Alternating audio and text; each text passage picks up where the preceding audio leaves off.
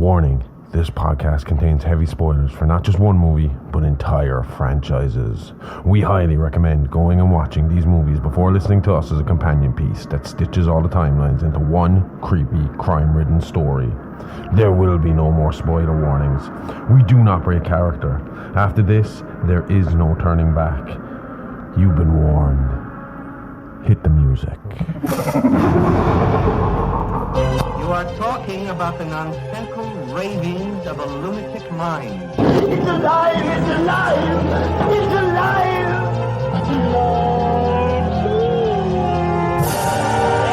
It's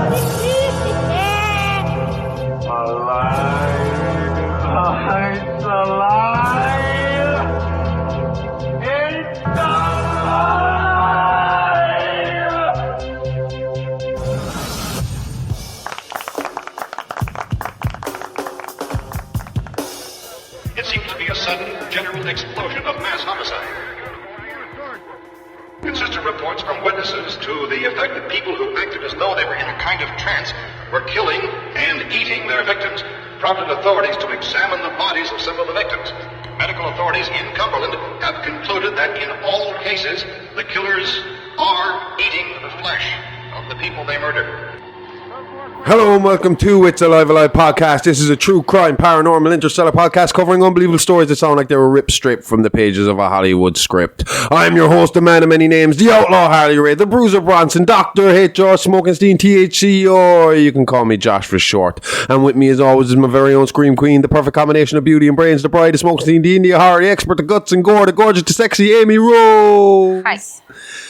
So we're watching the latest Walking Dead show this week, The Ones Who Live. And we were discussing what living through a zombie apocalypse might be like. And that's when I realised you've never heard of Professors George A. Romero and John Russo's Living Dead conspiracy theory. Nope, never heard of it. Mainly because I use traditional news providers for my facts instead of conspiracy subreddits like you do. So you've been brainwashed too. If by brainwashed you mean I have more than a very basic education, then yes, I too have been brainwashed. Well, fear not, pretty lady. I'm here to open your mind and enlighten you. After today, life will never be the same again.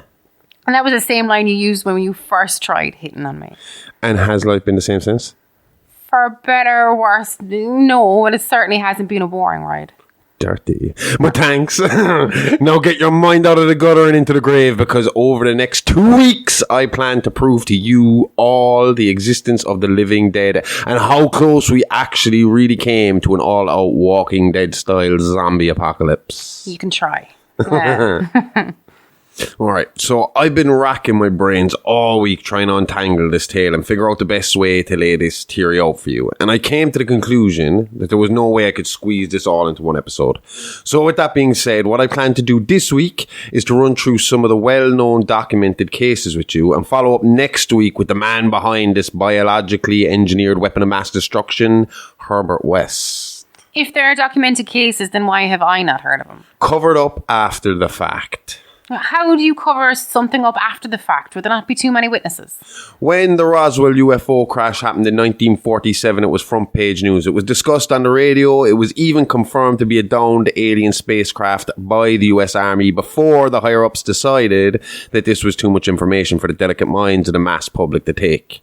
Then they backtracked, replacing the real wreckage found at the crash site with an old weather balloon, issued retractions to papers, and went door to door at Roswell, threatening the residents of the small town with imprisonment and even violence in a bid to secure their silence. This tactic kept the people of Roswell quiet for over 30 years before the media came calling again, and enough time had passed at that stage that all the evidence and traces of alien activity were well and truly gone. Now, that was a whole town of witnesses silenced by the US government.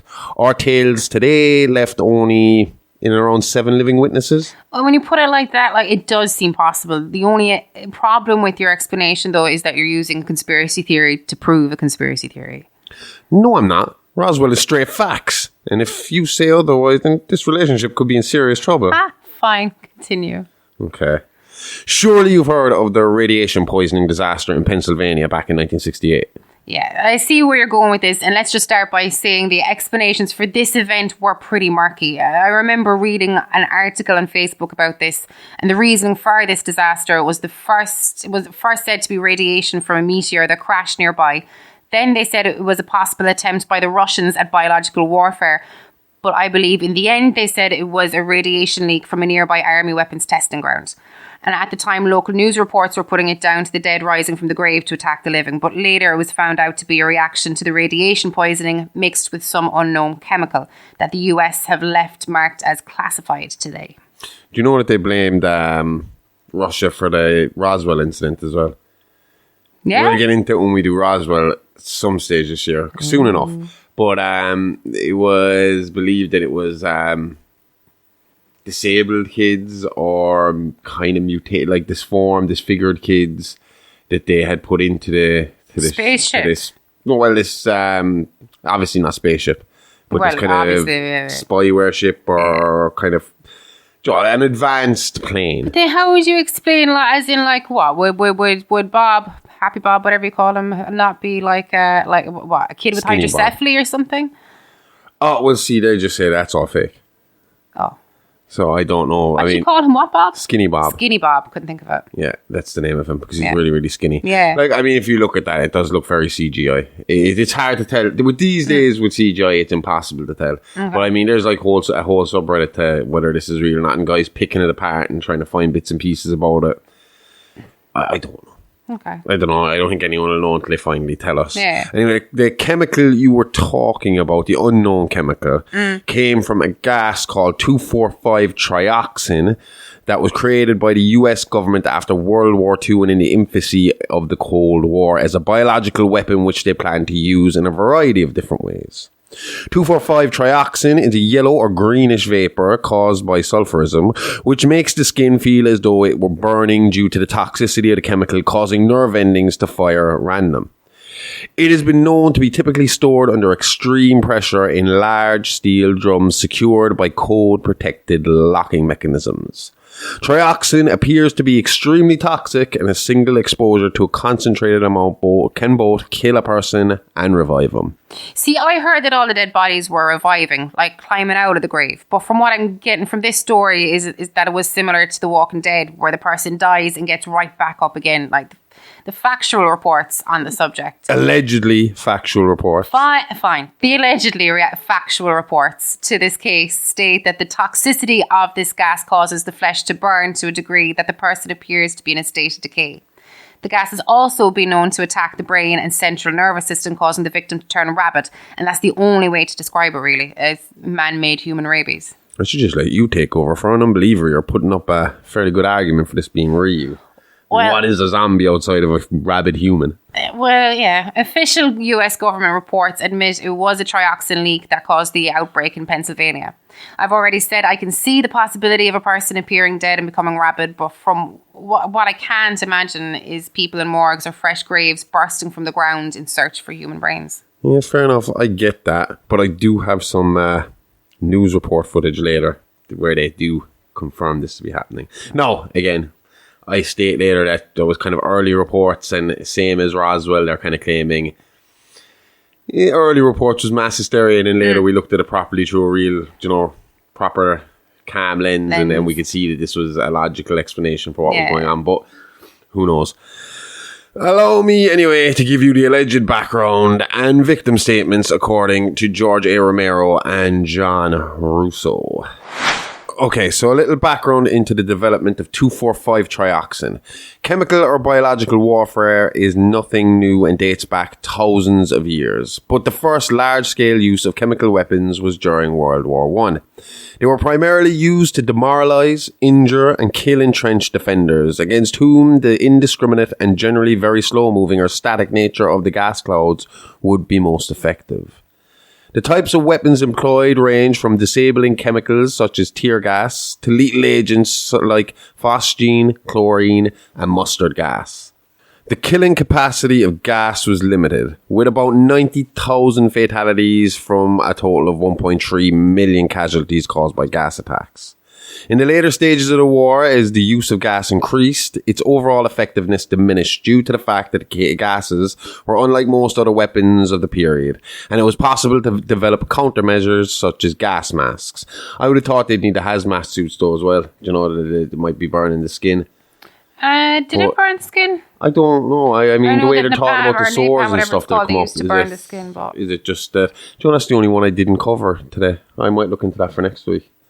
yeah, I think that's more like it's more kind of like injury that like sticks to the skin. Ugh, fuck it. Yeah, I always sound shitty when they tell you like something sticking to you and there's nothing you can do. Exactly. And that is kind of the case with like fire usually, isn't it? Or, you know, like stuff melting onto you. Oh, yeah. Remember the time I tried to melt the label off the sunglasses I got?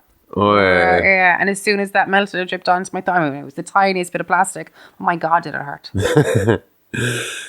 The widespread use of these agents of chemical warfare and wartime advances in the composition of high explosives give rise to an occasionally expressed view of World War I as the Chemists' War, and also the era where weapons of mass destruction were created. Chlorine gas sounds like an absolutely terrible death. Yep.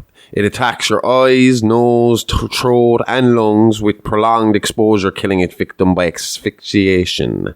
I nearly stumbled over that word there. You essentially drown in gas. But it does take a good bit of exposure, though, and that's why they weren't very effective in war. It's kind of all these gases were the same in that regard. Yeah.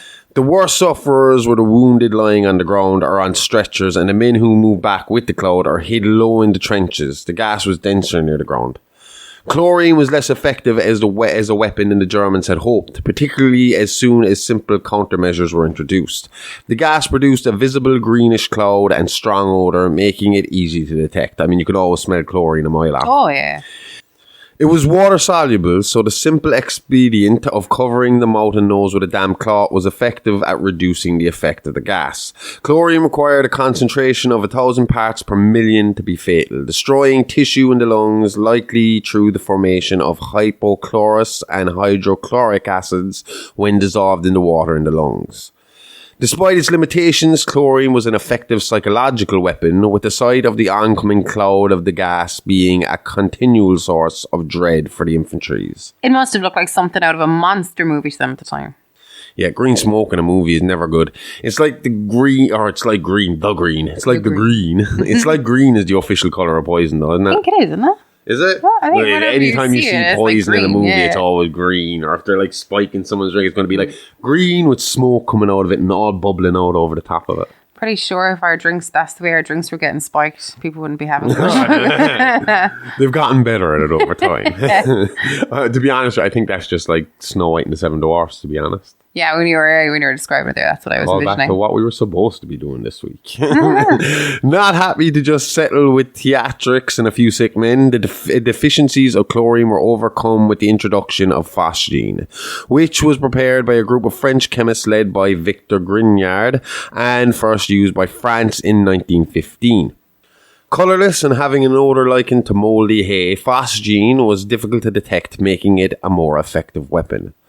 Phosgene was sometimes used on its own, but was more often used mixed with an equal volume of chlorine, with the chlorine helping to spread the denser phosgene. The Allies call this combination White Star, after the markings painted on the shells containing the mixture. Sounds like a drink, to be honest. Yeah. I'll have 2 White Stars. It's a jeweler. It's a jeweler. It's White Star. It's famous, like Tiffany's. And, yeah. Ah.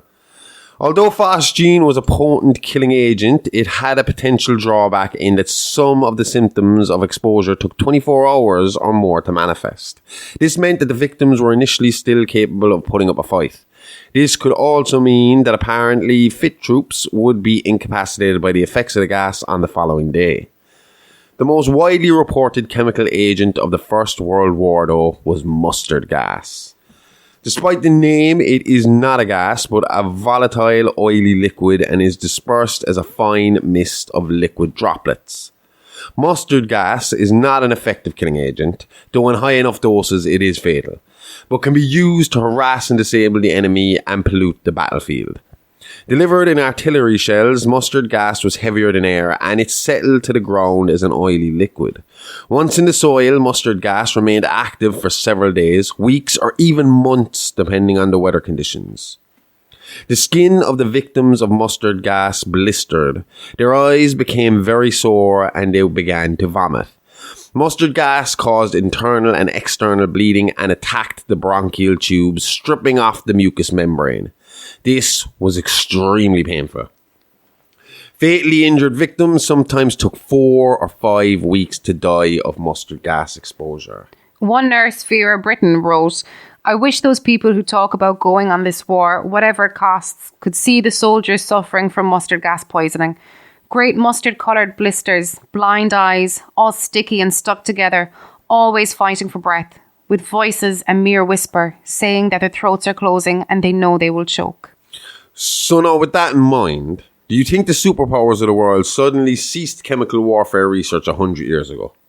And if this was the level of chemical they had then with their limited knowledge and resources, is it so hard to believe that they might have some form of parasitic agent that infects the body's nervous system or, in extreme circumstances, maybe kickstart a recently inanimate human body? You're making some sense so far, and I'm not saying I'm sold on the idea, I'm just saying that so far your argument holds some merit. Well, then I still have some work to do. Yep. With World War I in the rearview mirror, public opinion had begun to turn against the use of such weapons, which led to the Geneva Protocol, an updated and extensive prohibition of poison weapons. The protocol, which was signed by most First World War combatants in 1925, bans the use, but not the stockpiling, of lethal gas and bacteriological weapons. Most countries that signed ratified it within around 5 years. A few took much longer. Brazil, Japan, Uruguay and the United States did not do so until the 1970s, and Nicaragua ratified it in 1990. The signatory nations agreed not to use poison gas in the future, stating the use in war of asphyxiating, poisonous or other gases, and of all analogous liquids, materials or devices, has been justly condemned by the general opinion of the civilized world. All major combatants stockpiled chemical weapons during the Second World War, but the only reports of its use in the conflict was by the Japanese, who used a relatively small amount of mustard gas and lucite in China. What about Agent Orange? Just getting to it, because it is in part a precursor, or at least the inspiration for 2,4,5 trioxin. Agent Orange was a herbicide used by the United States to destroy cannabis plants and other undesirable flora in their own country. It was used after World War II in the Vietnam War. The Viet Cong soldiers were known for their guerrilla war tactics, using the country's vast woodlands as cover throughout the war. Essentially, they would force US soldiers to meet them in their territory, getting the better of the Americans by using their familiarity with their chosen battleground. The Americans, being the big bad bullies they have a tendency to be, weren't going to take this shit lying down and use their Agent Orange gas to destroy the woodlands and reveal the Viet Cong soldiers to the American army. Although the American government have often stated that the Vietnamese numbers were embellished and not reliable, the government of Vietnam says that up to 4 million people in Vietnam were exposed to the defoliant. I keep going to fucking something mess that up. I was just saying to Amy there, every time I see it, I go to say defloration. And she said, what was it? Devirginizing the forest. Raping the forest. And as many as 3 million people have suffered illnesses because of Agent Orange, not the raping of the forest. While the Vietnamese Red Cross estimates that up to 1 million people were disabled or have health problems as a result of exposure to Agent Orange.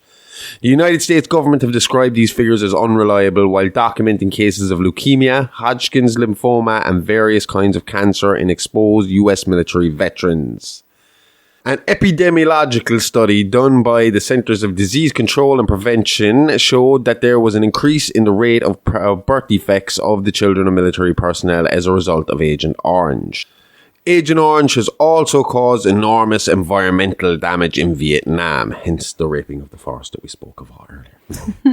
Over 7,700,000 acres or 31,000 kilometers squared of forest was defoliated. Defoliants eroded tree cover and seedling forest stock, making reforestation difficult in numerous areas. Animal species diversity is sharply reduced in contrast with unsprayed areas. The environmental destruction, I was going to say deconstruction, I suppose same thing, deconstruction. Yeah. Destruction sounds more badass stuff. It's all caused by this defoliation has been described by Swedish Prime Minister Olof Palme, lawyers, historians and other academics as an ecocide. I think ecocide might be a better term for it than raping the forest, like I was saying. We'll go with ecocide. It sounds better. So it's not just killing a generation of young men, but ultimately destroying a country's ecosystem for decades after the war ended. Exactly. Yeah. Although the resulting lawsuits led the US to stop using Agent Orange in the future, the Cold War with Russia led them to continue their research. And in another attempt at another herbicidal weapon, they discovered an early version of trioxin. Every time I went to say herbicidal, all I could think was homicidal. Fuck you, Sabu wrestler. It's the homicidal, genocidal, suicidal Sabu. And every time I got there was another homicidal, herbicidal, genocidal. Isn't trioxin the chemical used by morticians to repair cells and maintain a corpse's contours after post-mortem tissue constriction? No, that's trioxane, I think. Trioxane, yeah. But it is where trioxin gets its name from. You see, it was a mistake that caused the discovery of the gas that would soon be unleashed on Pennsylvania again accidentally in 1968. Lots of accidents here for a top secret, highly classified research facility. Tell me about it. Easy to know health and safety wasn't a big issue in the 1960s, 70s. Clearly. Anyway, as I said earlier, trioxin was originally supposed to be a herbicide that almost instantly killed all plant life upon exposure. Unlike its predecessor though, Agent Orange, trioxin, while destroying all life, also released nutrients and chemicals into the affected area, ensuring where the dead plants lay would again be brought back to life in the new season. Hence the similarity in the names to trioxan. It killed the ground, then revived it for the farmers to rework. So just cause famine for a year or so instead of long term. Slightly the better of two evils. Yeah. Trioxin was still in its early stages of development in the early 60s, and although the long-term effects were good to plant life, the same could not be said for man, with trioxins showing similar but more extreme deformities as when a man was exposed to mustard gas for long periods of time. More extreme than huge mustard-coloured sores, blindness, sticky gooey eyes, and constant feeling of asphyxiation. Yup. The afflicted victim was said to first get feverish, exhibiting extreme flu symptoms. Not long after that, the sores would arrive along with the sticky gooey eyes. The blindness is also the result of the gooey eyes. They aren't actually blind, like it's not like your eyes aren't working. You're blind because of the amount of mucus build up around your eyes and the fact that it dries really, really fast, making it impossible to see. The sick would then begin to show signs of dementia as their fever got worse and worse, until the infected would slip into a coma and eventually die. Allegedly die. If you can do it, I can do it. Fine. Allegedly died. After the victim's apparent death, the body would lie dormant for anywhere from 1 to 24 hours before springing back to life in a feral animalistic state, only interested in killing and consuming animal and human flesh. Apparently, zombies are sticklers for warm food. If it ain't warm, then they're not eating it. They're sending it right back to the kitchen. Is that why they don't attack and eat each other? Like, I always wondered what the movie rules was that was, but it makes sense, I suppose, that they want to eat living beings, so they hunt for body heat. So how did the US military come up with this new herbicide? That was thanks to the man I mentioned earlier by the name of Herbert West. I'm not going to get into him too much right now because I'm saving his story for next week. Okay. All you really need to know was he was the lead man when it came to cell and even corpse rejuvenation and reanimation.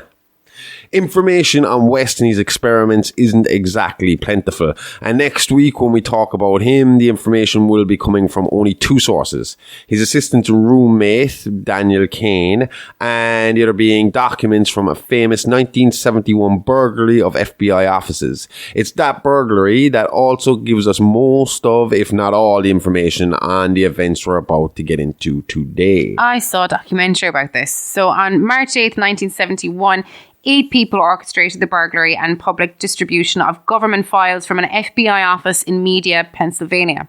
The theft was altogether different from numerous contemporary draft board office break-ins in which activists, including many of the burglars, burned government draft paperwork to interfere with America's continued participation in the Vietnam War. The group, all of whom were ordinary citizens, called themselves the Citizens Commission to Investigate the FBI and stole every file in the office. The goal of the burglars was to gather tangible evidence of government surveillance of civilian political activists, which was infringing on First Amendment rights.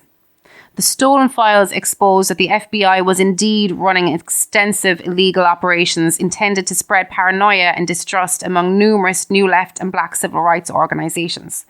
Over time, the group mailed copies of the files to various newsrooms.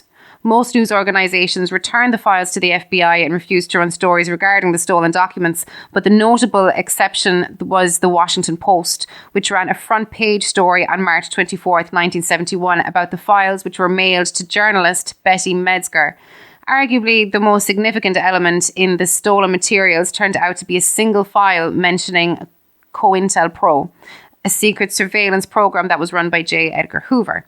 Subsequent investigations and Freedom of Information requests regarding COINTELPRO played a role in the 1975 Church Committee.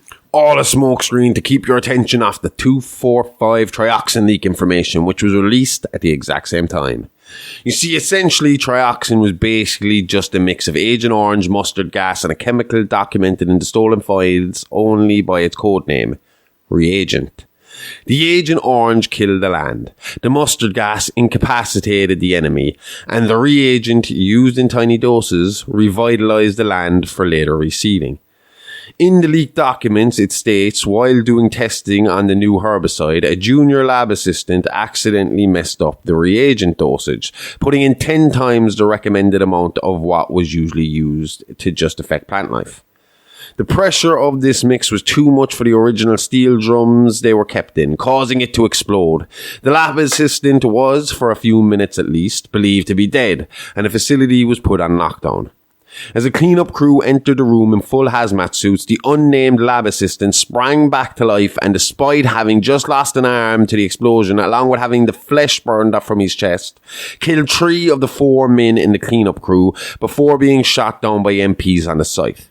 The 3 men killed by the apparent dead lab assistant themselves came back to life, trashing and banging at the lab door frantically until again the MP stood in to put them out of their misery. They left this bit out of the documentary. Because they don't want us to talking about it, Amy. Who's they? Big Brother, he's watching, he's listening. Yeah. Anyone can listen. Like, this is a free show airing on all big platforms and most of the little ones too. So thanks for the follow, Big Brother. If we suspiciously end up dead, it's your fault for mocking the New World Order or overlords. Just saying. They can write conspiracy theories about us. We won't just write the show, we'll become the show. No, that's dedication. You'd think that this experience would be enough for the government officials to shut the program down, to realise that they were playing with weapons far beyond the capability of man and our primal urges for war and domination. But unfortunately, this was a time of great fear and paranoia. The Cold War raged on, and the feeling when it came to weaponry and possible threats was, it was better to have them and not need them than need them and not have them. And in typical American fashion, they took the stance of, well, if all the bad guys have big guns, then the only answer is to give all the good guys bigger guns. When it came to a potential weapon of this magnitude, the thought of allowing the Russians to have it in their arsenal with the States having nothing to retaliate with in return was unfathomable.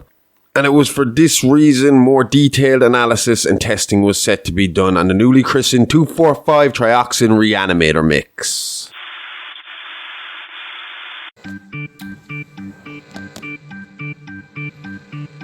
Patreon is alive, alive, live, alive, live, alive. Patreon is alive, alive, horror podcast. Patreon is alive, alive, live, alive, live, alive. Patreon is alive, alive, horror podcast.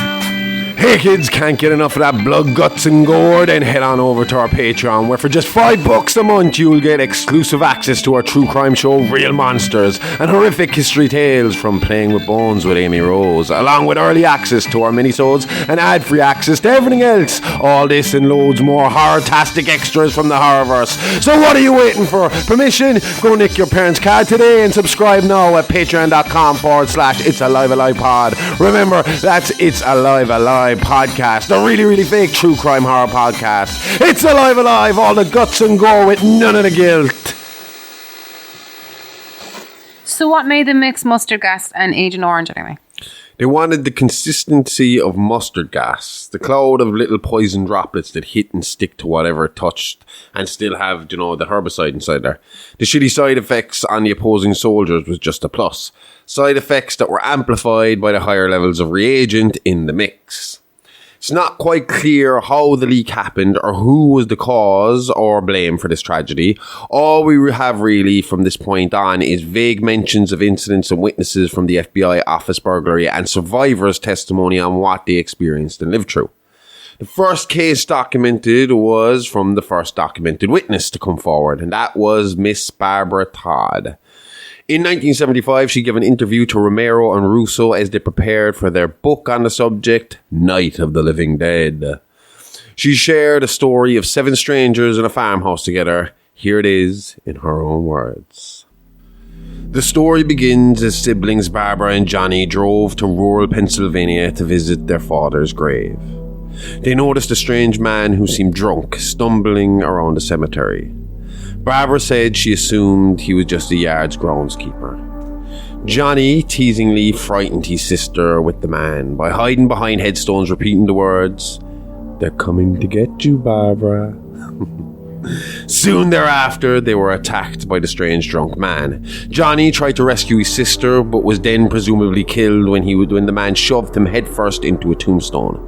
Barbara fled with the killer in pursuit. Eventually, she reached an empty farmhouse where she discovered a half-eaten female corpse, following which she encountered a huge army of the undead. There's no proof here. Like, this is a great story. It's a great scary story, but that's all it is. Please hold all comments and questions until the end and let Barbara tell her story. Thank you. Running out of the house, she noticed several figures akin to her pursuer, whereupon a man named Ben arrived in a pickup truck, dragged Barbara back into the house and barricaded the doors and windows. Meanwhile, hiding in the cellar were an angry married couple, Harry and Helen Cooper, along with their daughter Karen, who sought refuge at the farmhouse after a group of attackers turned over their car. Also in the house were teenage couple Tom and Judy. Harry asked everyone to hide in the cellar, but Ben deemed it a death trap, as there was no escape if the attackers broke in and remained upstairs. Tom agreed with Ben and asked Judy to come upstairs with him. Harry returned to the cellar to Helen and Karen, who had fallen seriously ill after being bitten on the arm by one of the mysterious attackers. Radio reports explained that a state of mass murder was sweeping across the east coast of the United States. When Ben found the television, the emergency broadcaster reported that the recently deceased had become reanimated and were consuming the flesh of the living. Since convening this conference of the Presidential Cabinet, the FBI, the Joint Chiefs of Staff, the CIA, has not produced any public information. Why are space experts being consulted about an earthbound emergency? So far, all the betting on the answer to that question centers on the recent Explorer satellite shot to Venus. That satellite, you'll recall, started back to Earth, but never got here. That's the space vehicle which orbited Venus and then was purposely destroyed by NASA when scientists discovered it was carrying a mysterious high-level radiation with it. Could that radiation be somehow responsible for the wholesale murders we're now suffering? Expert scientists in the United States military claim to not know the cause, though one scientist believed the cause to be radioactive contamination from a space probe returning from Venus that exploded in Earth's atmosphere. You're coming from a meeting regarding the explosion of the Venus probe, is that right? Yes, that was the subject of the meeting. You feel there is a connection between this and the phenomenon? There's a definite connection. A definite connection. In other words, you feel that the radiation on the Venus probe is enough to cause these mutations? There was a very high degree of radiation. Well, just a minute. I'm not sure that that's certain at all. I don't think that has been logical explanation that we have at this time. In other words, it is the military's viewpoint that the radiation is not the cause of the mutation. I can't speak for the entire military at this time, gentlemen. This seems to be... I must disagree with these gentlemen presently until this is irrefutably proved. Everything is being done that can be done. We'll have to hurry for our next meeting. And Professor, you feel that there is a definite connection between a definite connection as far as Dr. Keller and myself. Doctor, please. I thought we decided that is not proved yet. Was the satellite, when the satellite was exploded? An unusual amount of radiation, enough to cause mutation under certain circumstances. Could have happened. Have a bearing on it. It does seem to have a bearing. Will there be a reply for the Later? Yes. There will be a reply. Yes. Later this afternoon. There will be a report this afternoon. Perhaps there will be a report, yes. a more Later. full report. Will you close the window? We are doing everything possible to solve the problem. When news reports revealed local rescue centres offering safe refuge, Ben planned to reach the nearest of these to obtain medical care for Karen. When this emergency first began, radio and television was advising people to stay inside, behind locked doors for safety. Well, that situation has now changed. We're able to report a definite course of action for you. Civil defense machinery has been organized to provide rescue stations with food, shelter, medical treatment, and protection by armed National Guardsmen. Stay tuned to the broadcasting stations in your local area for this list of rescue stations. This list will be repeated throughout our news coverage. Look for the name of the rescue station nearest you and make your way to that location as soon as possible.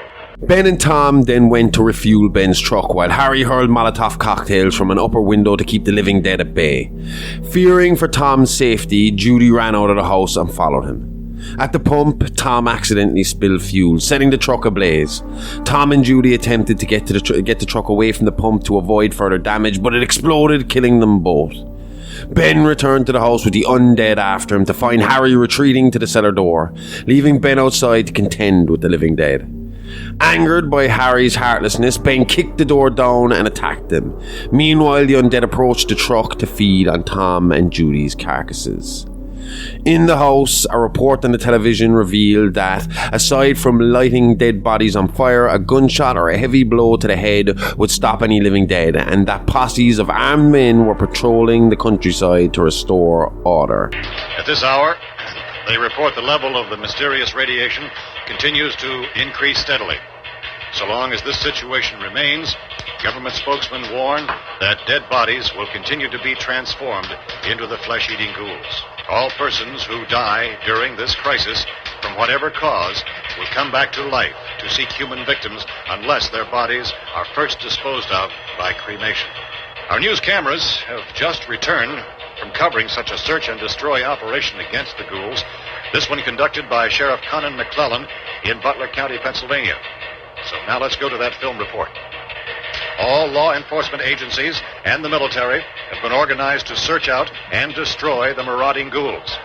The Survival Command Center at the Pentagon has disclosed that a ghoul can be killed by a shot in the head or a heavy blow to the skull. Officials are quoted as explaining that since the brain of a ghoul has been activated by the radiation, the plan is kill the brain and you kill the ghoul.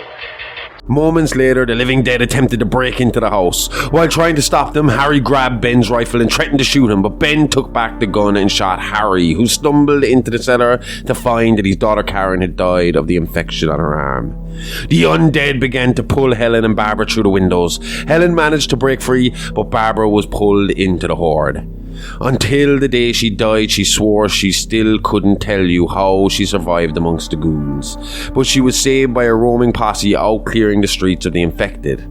When they returned to the farmhouse to help the others, they found everyone dead.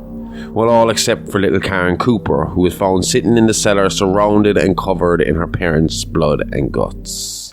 Chief McClellan, how's everything going? Oh, things aren't going too bad. Men are taking it pretty good. You want to get on the other side of the road over there? Chief, do you think we'll be able to defeat these things?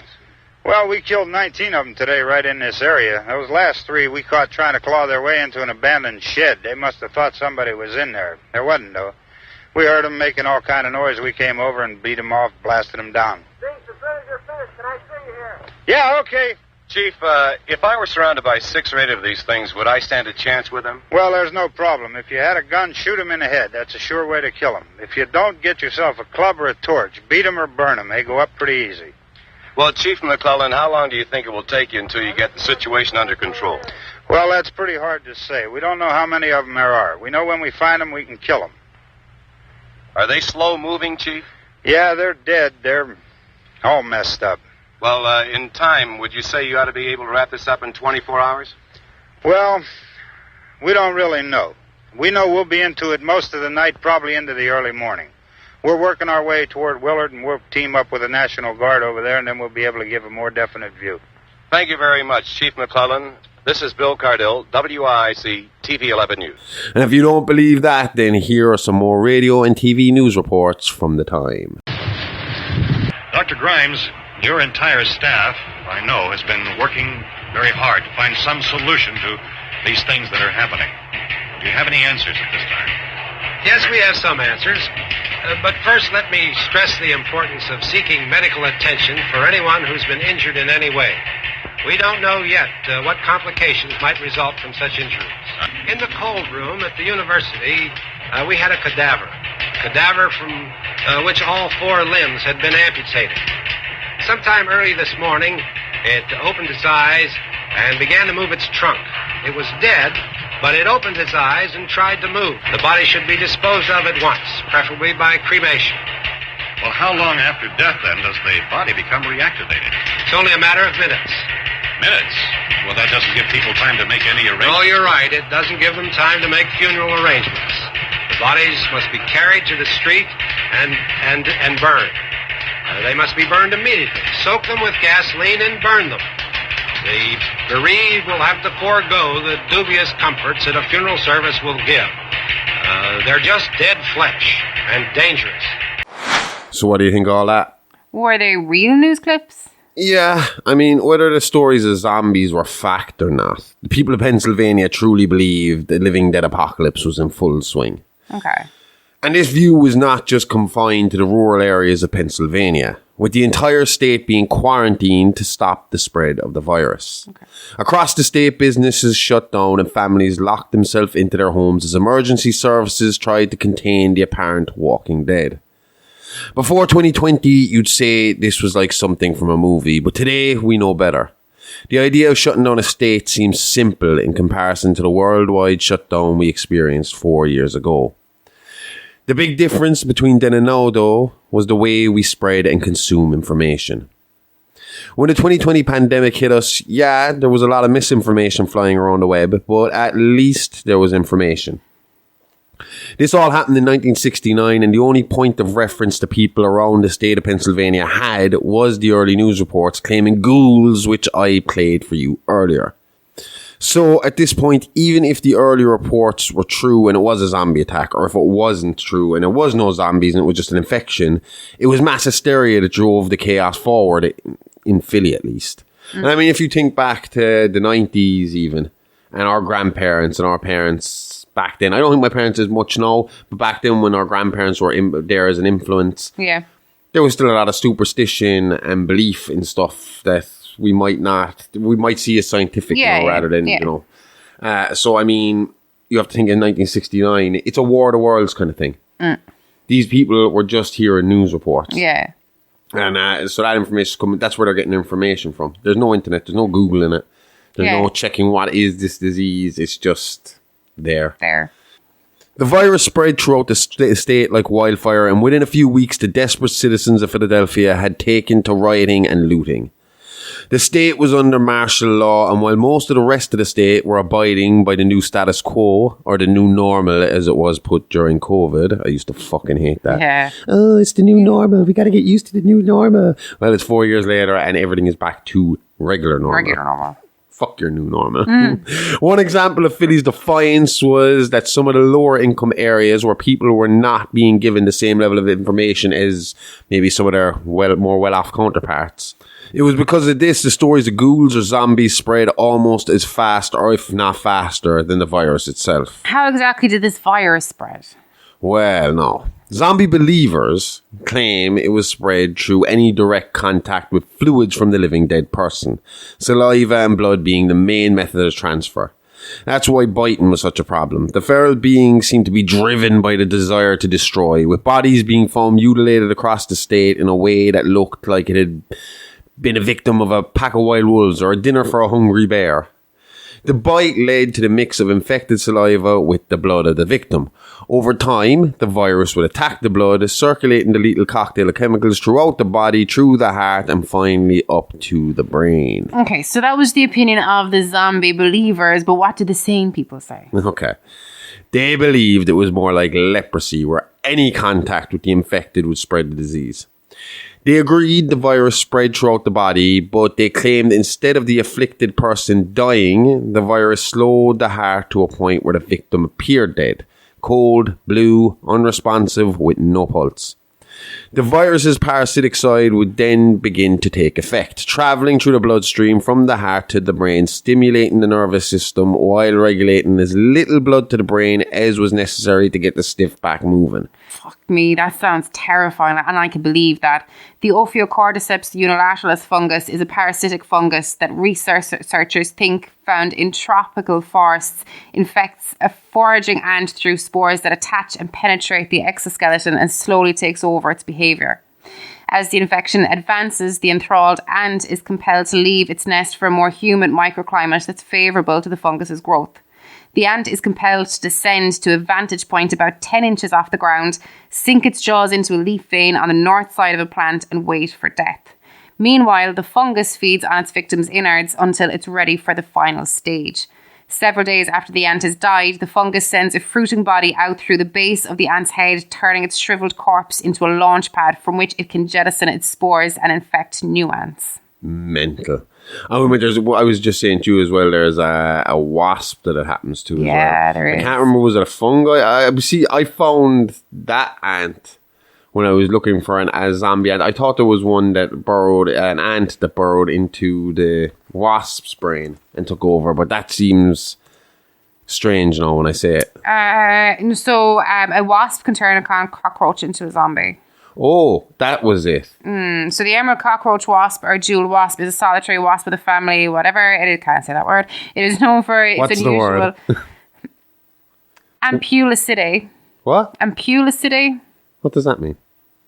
It's just a family of insects. Okay. We've got different family of insects. Oh, you couldn't say I couldn't I say thought that it was word. a dirty word, the way you're or a bad word, the way you're saying I can't say the word, and then you force me to say the word. Sorry. I thought it was a bad word, and I was like, well, we all know you don't really mean it, so you can say it now. So tell us what it is. Now he's challenging me, so I have to try and say it. Challenge accepted. So the ant is known for its... the wasp is known for its unusual reproductive behaviour, which involves stinging a cockroach and using it as a host for its larva. It thus belongs to the entomophagous parasites. So it eats it from the inside out is what I'm getting, I think. But basically turns it into a zombie. Same as what happens to the ant. The fungus feeds on its insides before it finally releases its spores to get more ants to come to it and infect them and continue on. And basically they feed off of the ants to survive. Yeah, and reproduce. Exactly. And the same here, that feeds off the cockroach to... For its young, He uses it like an incubator, basically, for its fucking young. Yeah. Well, when you look at pictures here, it's not great.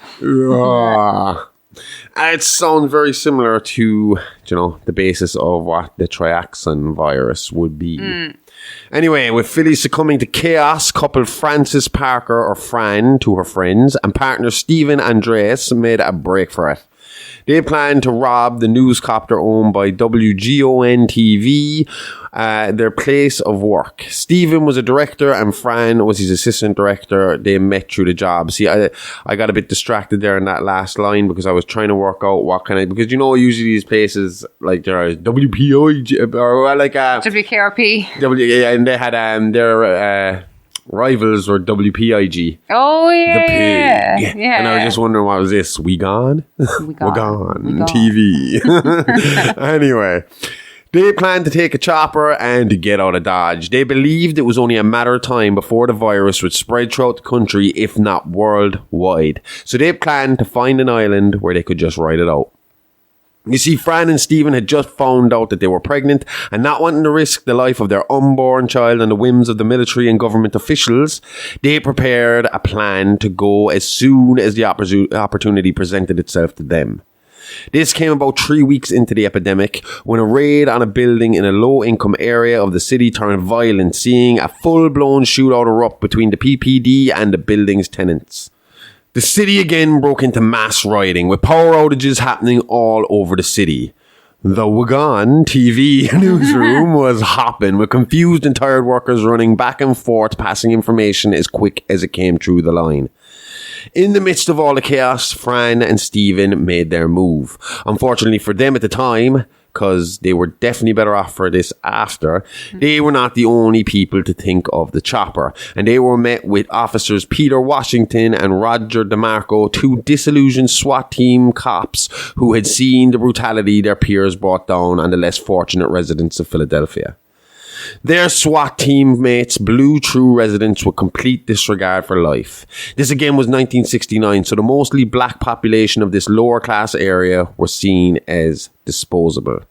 This didn't sit well with Peter Washington, who was himself a black man.